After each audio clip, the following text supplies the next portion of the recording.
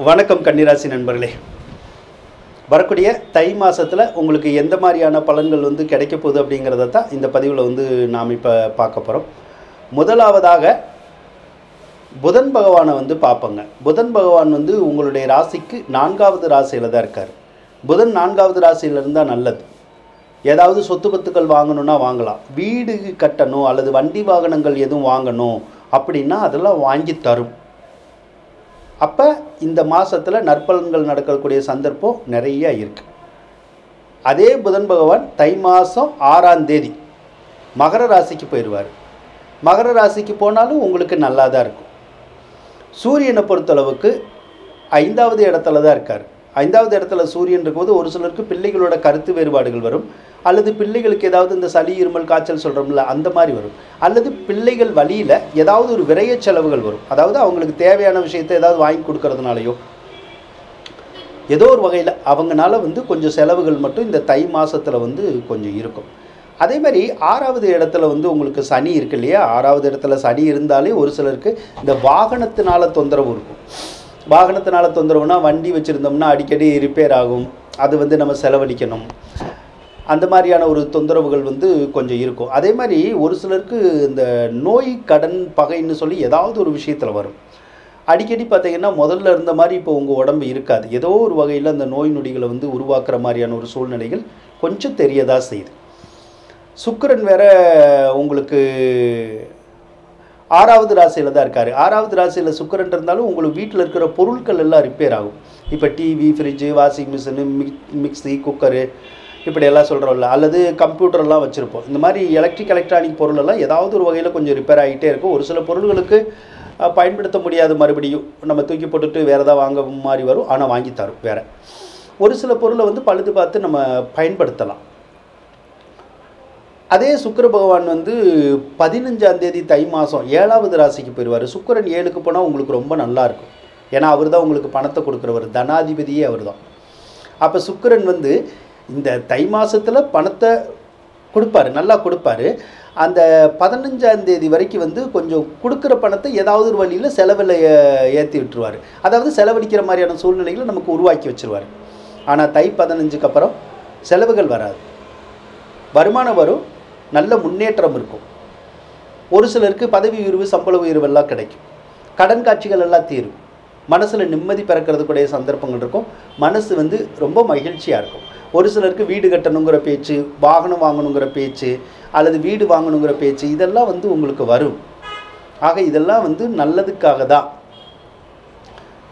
குரு பகவான் 9ல் இருக்கார். 9ல் குரு இருந்தால் வெளிநாடு சார்ந்த விஷயங்கள் எதுவாக இருந்தாலும் நல்லாயிருக்கும். வெளிநாட்டில் போய் வேலை பார்க்கணுன்னாலும் முடியும். விசா கிடைக்கும், பிஆர் கிடைக்கும், வேலை கிடைக்கும். அதே மாதிரி தொழில் பண்ணணுன்னாலும் சரிதான், அதுவும் நடக்கும். அதே மாதிரி ஒரு சிலர் இந்த டூரிஸ்ட் மாதிரி போகணுன்னு நினைப்பாங்க. அந்த மாதிரியும் தாராளமாக போகலாம். உங்களுக்கு பிஆர் எல்லாம் வேணும்னா கூட நல்லபடியாக கிடைக்கும். அதே நேரத்தில் ஒரு சிலருக்கு வேலை இழப்புகள் ஏற்பட்டுரும். அல்லது பதவி இறக்கம்னு சொல்கிறோம்ல அந்த மாதிரிலாம் ஒரு சிலருக்கு வந்துடும். அந்த ஒரு விஷயத்தில் கவனமாக இருக்கணும். அதே மாதிரி நம்ம வேலை செய்கிற கம்பெனியில் கூட பிரச்சனைகள் வரலாம். அல்லது கம்பெனியே கூட பிரச்சனைக்கு உள்ளாகலாம். அதனால கூட ஒரு சிலருக்கு இந்த வேலை இழப்புங்கிற மாதிரி ஏற்படும். அப்படி ஏற்பட்டுச்சுன்னா நீங்கள் வேறு கம்பெனிக்கு முயற்சி பண்ணிங்கன்னா கிடச்சிடும் வேலை. அதனால் உங்கள் கம்பெனியில் தொந்தரவாக தெரிகிற மாதிரி இருந்துச்சுன்னா நீங்கள் இப்போயே முயற்சி பண்ணிடுங்க. முயற்சி பண்ணிங்கன்னா சீக்கிரமே இந்த கம்பெனி விட்டு அடுத்த கம்பெனிக்கு வேலைக்கு போயிடலாம், நல்ல வேலையே கிடைக்கும். அதே மாதிரி பூர்வீக சொத்துக்கள் வழியில் இருந்த பிரச்சனைகள் எல்லாம் விலகிறதுக்குடைய ஒரு சந்தர்ப்பமும் கிடைக்கும். அதே மாதிரி கடன் காட்சி பிரச்சனைகள்லாம் அடையும். மனசில் கொஞ்சம் நிம்மதி பிறக்கும்னு வச்சுக்கோங்களேன். அதனால் குருனால் மிகுந்த யோகங்கள் உங்களுக்கு கிடைக்கும். ராகு பகவான் ஒருத்தர் தான் நம்மளை தொந்தரவு பண்ணுற மாதிரி தெரியுது.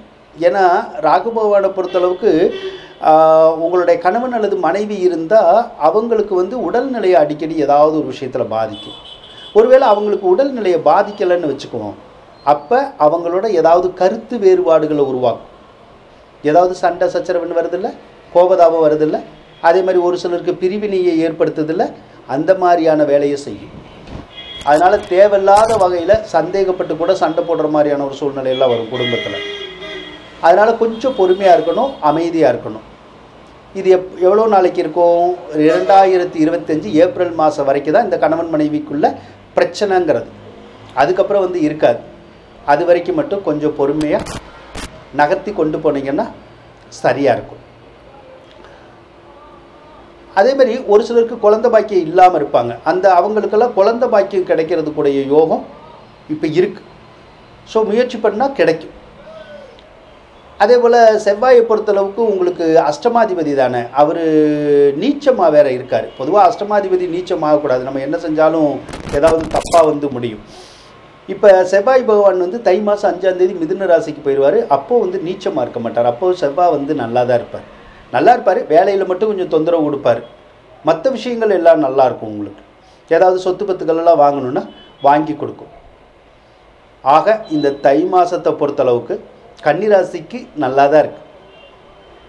அதனால் நீங்கள் நினைக்கிற எந்த ஒரு காரியமாக இருந்தாலும் அந்த காரியமெல்லாம் நடந்து முடிஞ்சு உங்களுக்கு வெற்றியை தரும், மகிழ்ச்சியையும் தருங்க.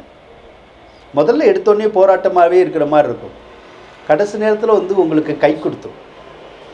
அதனால் இது நல்ல மாதம்தான் உங்களுக்கு. நன்றி நண்பர்களே.